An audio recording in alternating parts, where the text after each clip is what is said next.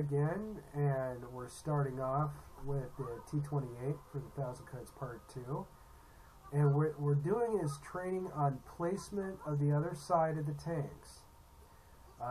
Due to some of the footage, we were piecing together some of the best examples of this. So what I'm going to be doing is running it down the main line with a support tank, and we are going to go down the straightaway here, and the whole objective is to pin the tanks and stop them before they make the other side, which is touching their base. So we got some on our left, and we're getting more tagged, and they're reforming their formation. So I'm going to be turning and try to get a closer shot up this hill and see what we can do. There's a lot of the chatter that had to be removed from this due to content, so it'll just be strictly my narration. Now the objective again is to tackling. That's the primary objective of this run. So they have pretty much tier 6s in all categories, while we're running 7s and 8s. And so they have a full onslaught, and IDS is helping with us on this venture. And this was prelude to our training sessions and trying to wrap it all together on shoot and move, tackle, get the next guy in to take their shots. And as you can see, I'm getting shot from the side, and I got taken out. Let's go to the next guy as I hop over. Now he's trying to run for the hills and see if he can get some back cover. Another guy's calling in for support, so he's turning around. He's running a little late, and he didn't see it. Here kind of yeah, he got shot down.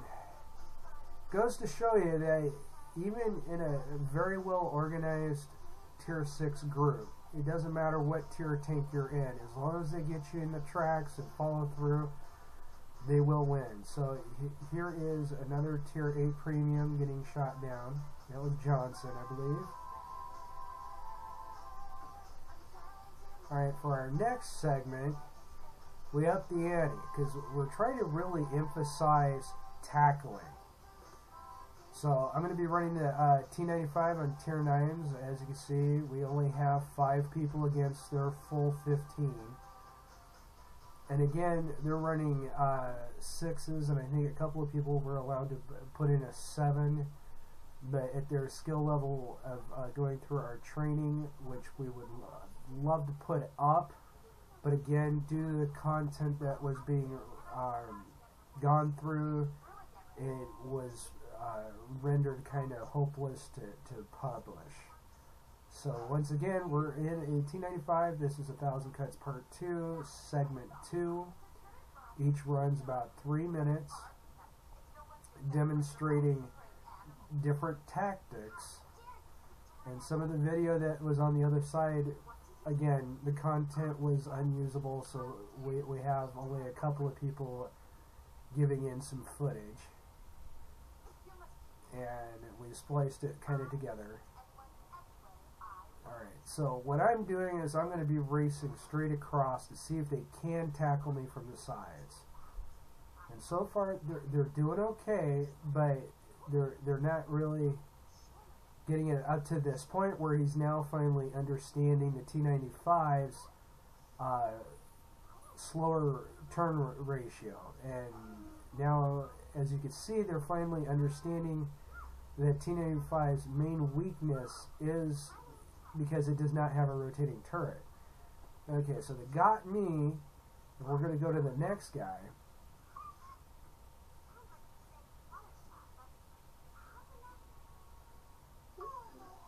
And I'm trying, okay, here we go. This is a Tier 8 Premium, I believe. And he's running around and he's trying to get faster tanks. Here we're trying to demonstrate how the faster tank has to come in closer to do a death circle and use that against his turret rotation. And here we go. Now we got the death circle going right. Now we have yet another tank coming in. Now he's trying to get back across. And he did well, but he did get shot. So he's going to try to go for it again. Now he has to relay this to his support staff, which are the other tanks right now that are not lit. They're all intent of chasing the scout tank, and we're giving him instructions to go back and try to touch the flag. Excuse me. So as they're still looking over there, they see him, and he's keeping them lit for the other guys that will be coming across. And there they go. They walk right into an ambush, which you can't see all the tanks yet, but they will be as I'm tracking the forward tank. You will see this shortly. He's coming right into a gamut, and instead of getting off the road, he's trying to stay in the valley, and he walks right into it.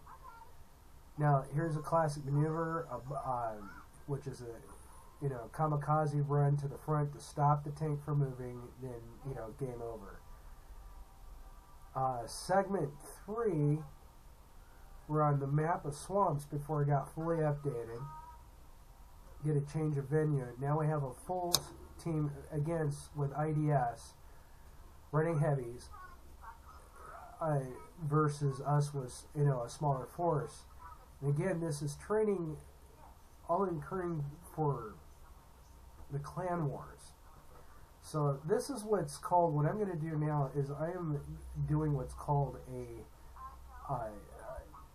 force scout. Basically, it's a kamikaze scout for a quick blip. So I get 3 seconds of view time for my guys to show them where they're at so they could do a quick assessment in which direction to go.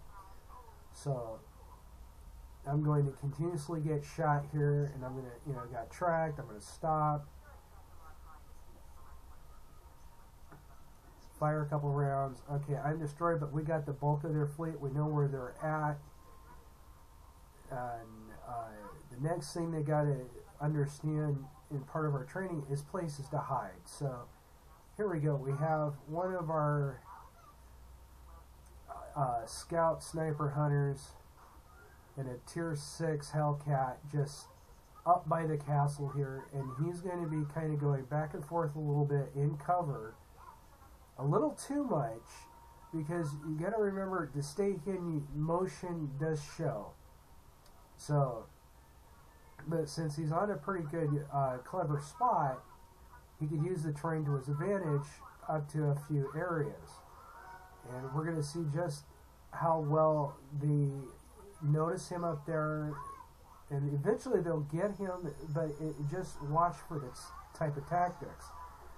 If we had probably 2 more tanks up here, like archers, we could have been raining down on them.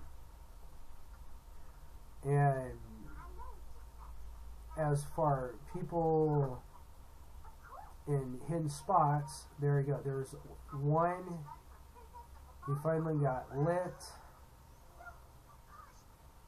They know he's up there, but he still gets a couple of critical hits there, but there's not enough of them to really, stop him unless they come up through the other side. But there they go. They came up from the other side, which was a hidden shot because he doesn't show up on radar. Now we're going to jump to the next guy to see what their follow through. Alright, so here is a IS-6 and a KB-2, and let's watch what the KB-2 does. Now this is another obstacle. It's maximum firing time, is about 20 seconds, but that's the issue. Now he's got 20 seconds before he shoots again, and I believe this gentleman had to go, he was temporarily AFK, but if he was moving, he would have been going towards the bridge where they're coming up now. So he is the last man standing, and it's kind of comical because he is AFK right in the middle of the battlefield. This is another problem everybody has to deal with, so they're just going to pin cushion him, and that's pretty much that. Now for our final segment, we want to really emphasize arty usage from TD mode to regular mode and everything else. And this is pretty hard to get this done, because a lot of people don't really realize on how to utilize arties in their units or unit structure. As I'm sitting here, everybody's moving out, but yet I haven't received orders from this particular caller to go somewhere. So I'm still waiting. And waiting. And I think you forgot. No, okay. So I am eventually going to call him and say, where do you think I should be? Because the common mistake is relying on the arty to know where the arty's going to go. That's a false positive. You really got to emphasize where to put your pieces on the map, because this is really a chessboard. Without really understanding what each unit's offering in your builds for either platooning, team play,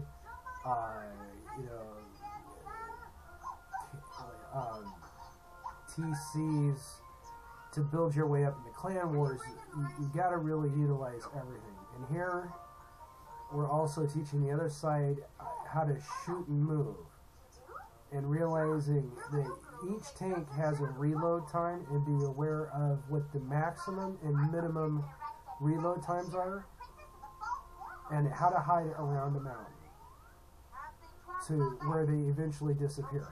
So using terrain in this aspect will help out, especially when you're going up against a force you won't even know until you meet them. And here we go. Our back door was left open. We have a scout, and it looks like the arty is now going down.